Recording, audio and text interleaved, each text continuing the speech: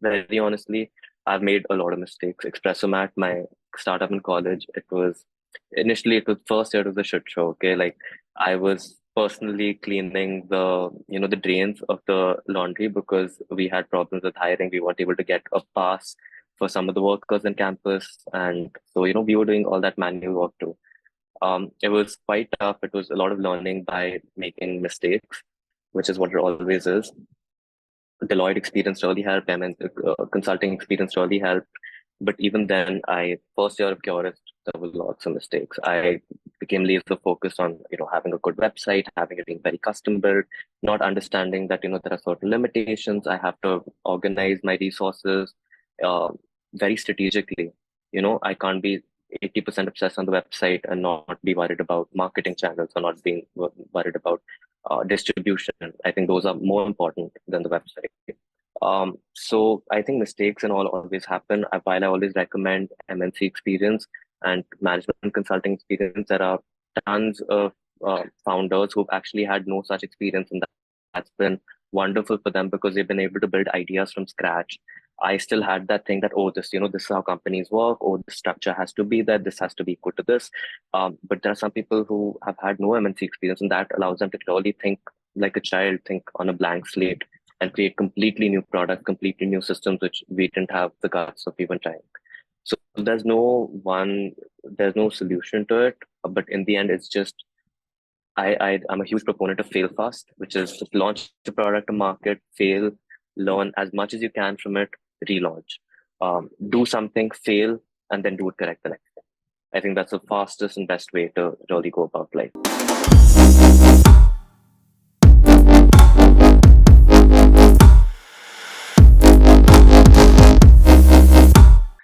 So to be honest, I was not a major believer in Ayurveda and homeopathy. My parents have tried homeopathy and Ayurveda as a child, but it wasn't until now that I properly understood what it is. So Ayurveda is still one with a good scientific backing as opposed to homeopathy. Ayurveda is essentially just plant extracts. And why medical cannabis falls under Ayurveda is because it is a plant extract. So that's the approach we take. It is just a path to cannabis legalization, that it falls under Ayurveda, and Ayurveda controls all plant extract related products. But with doctors, with allopathic doctors, when you talk about homeopathy, sure, you get the eye roll. When you talk about other alternative treatments, maybe acupuncture and stuff, you get eye rolls. But with Ayurveda, it's still a lot more confident and more solid because plants do have active compounds, like cannabis has CBD and THC. And if you've ever tried it, you know that there is definitely a powerful effect with it. Um, so kind of have faces issue, kind of not also. We just try to take the approach that, hey, listen, forget Ayurveda, forget allopathy. It's just think of it as a plant extract, a plant that has active compounds and chemicals that's been used recreationally in the past, but we are purifying it, extracting it, isolating different compounds in that plant, and coming up with solutions to popular ailments. Got got it. So, I mean, you spoke about how there are two types of entrepreneurs. One, Mm. who are like, I don't want to work for anybody else. I have to start Mm-hmm. something of my own. The other one is, if there is a problem, then yeah, over a course of their life, if they see a problem good enough to solve, that's when they jump on that journey. And you say that you're on the you fall in the latter category, right? But Mm-hmm. talk to me about your experience in problem solving. So I have this.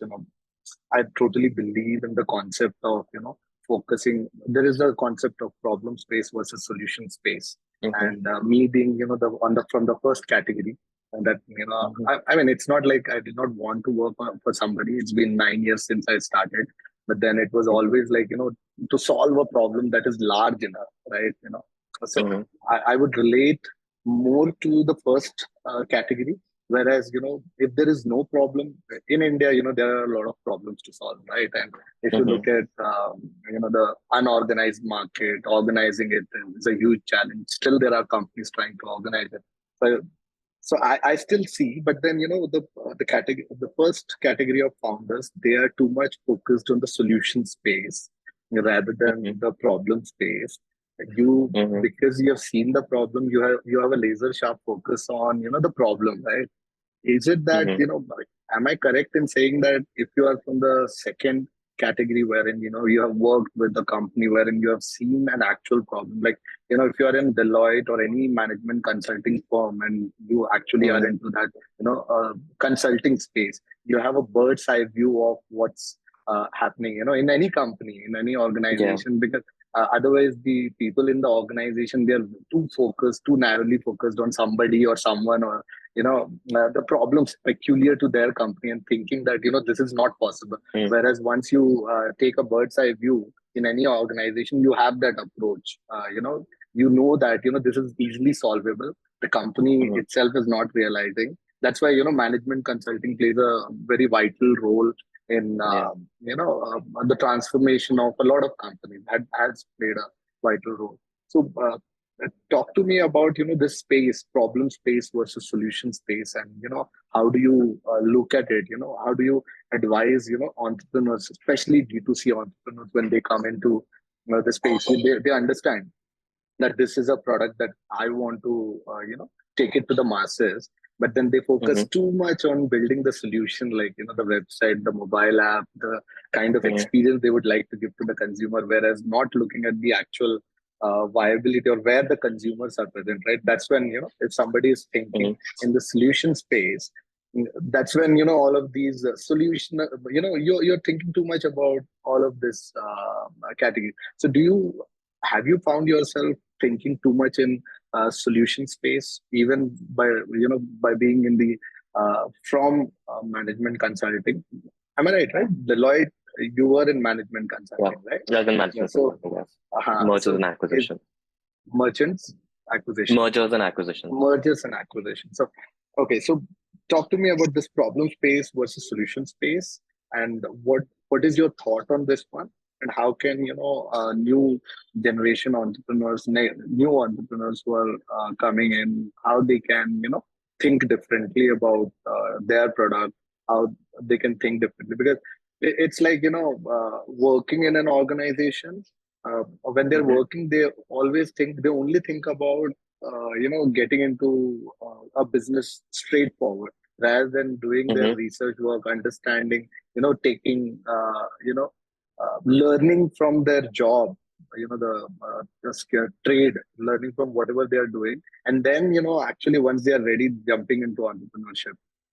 I think that is required. I feel, if at all I was given a chance to join Deloitte before, even, or somebody has advised me, go into management consulting and then, probably get into business, I would have done that. If somebody had Mm-hmm. told me that, this is how you develop certain skills from thinking in problem space rather than Mm-hmm. solution space. So what do you have to say about it?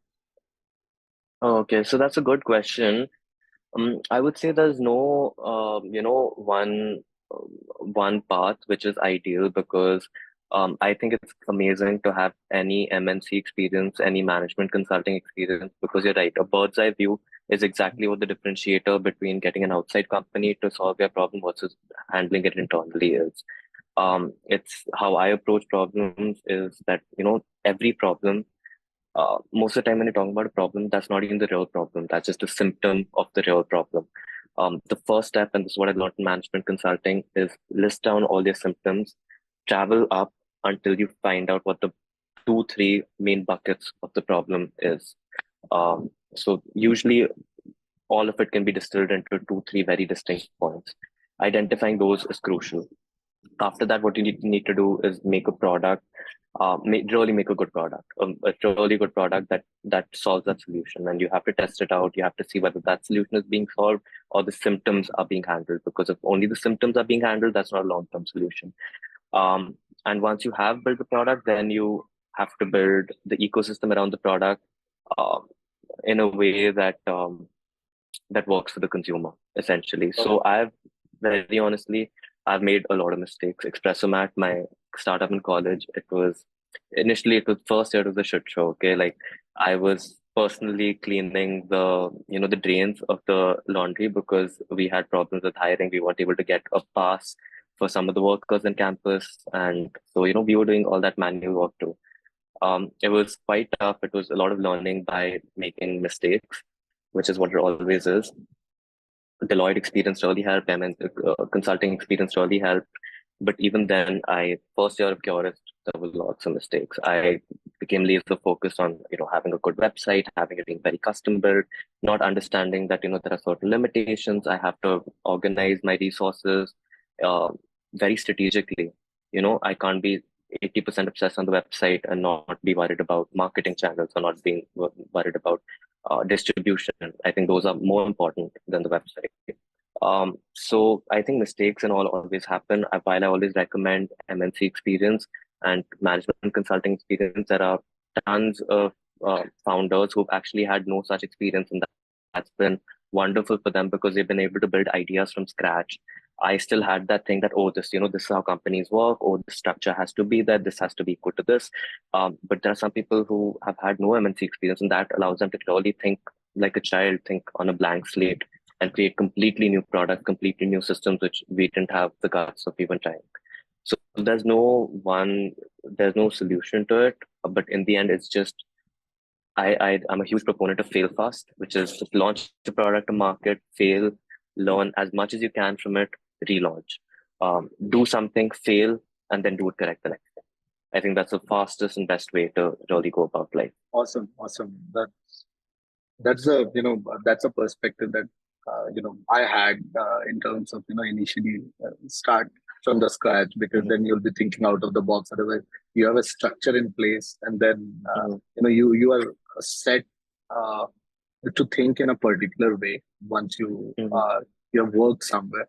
However, I feel the awareness of both the being able to understand what are the advantages of both, and take inspiration, or take what works best for a particular personality is what I think is the way to go forward. Because as you progress over the years in your journey, you realize this is something that a lot of management, I personally have learned that some of the most of the mistakes that I've done in the past 9 years is something that is actually I could have learned it, I could have avoided them if I knew that these are the things that are going to happen in future, right? But anyways, I never, I was very strong-headed at that time. That no, I'm not going to get into a job. But now I feel like I should have gotten into a job, yeah, earlier, and then started up. But then that's the part of the